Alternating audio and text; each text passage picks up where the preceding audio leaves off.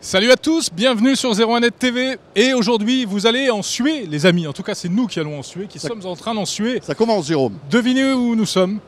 Eh bien oui, nous sommes au salon du fitness, Body Fitness, ici à Paris.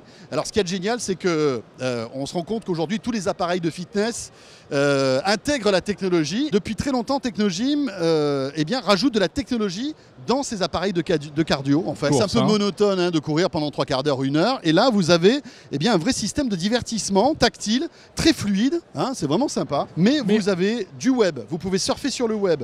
Vous pouvez regarder la télé. La TNT. Avez YouTube. Vous avez YouTube, donc choisir les vidéos de 01net TV si vous voulez par exemple. Vous pouvez vous connecter sur Facebook, vous avez la météo, vous avez Flipboard et vous avez même Angry Bird. Ce smartphone est très puissant avec son processeur octo-cœur qui en plus est secondé par une puce graphique de dernière génération. Donc on fera tourner à peu près toutes les applications sur ce smartphone, y compris les jeux à effet 3D. Alors pour 350 €, le Wiko Highway avait beaucoup d'atouts pour convaincre. Et plus particulièrement son design assez sophistiqué, mais dommage, l'autonomie assez faiblarde vient tout gâcher.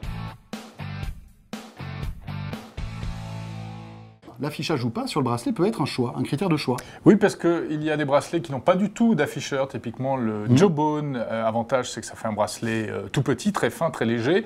Vous avez certains bracelets avec des petites LED qui vont déjà vous renseigner, par exemple, sur le nombre de pas que vous avez fait dans la journée. Oui, c'est quelques indicateurs lumineux, en fait, hein, c'est tout. Exactement, comme sur le Nike ou sur le Huawei. Et puis, on peut aller jusqu'à carrément l'écran tactile. Et là encore, c'est chez Samsung avec le Gear Fit ou encore chez LG qu'on trouve ça. Bon, bien sûr, ce qui est important, ce sont les fonctionnalités. Qu'est-ce qu'il fait, qu'est-ce qu'il ne fait pas? Et ça, c'est en fonction de ce que vous souhaitez. Et ça impacte le prix, car plus c'est performant et plus c'est cher, c'est logique.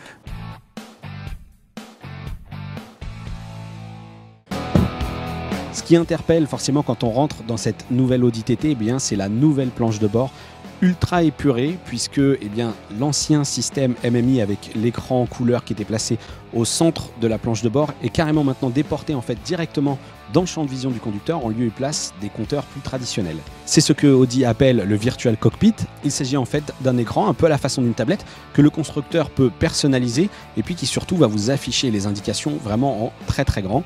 On le voit par exemple lorsqu'on navigue dans les menus et qu'on active le mode carte. On l'aimait bien pourtant, Windows XP, vous savez, avec son petit bouton démarrer rectangulaire.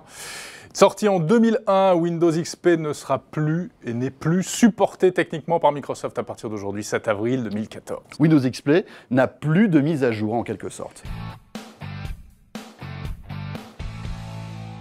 Il est beau, il est fin. À l'intérieur, il a un cœur Snapdragon, les amis. Et là, croyez-moi, ça rigole pas du tout. C'est le S801, c'est le processeur Snapdragon le plus puissant du moment.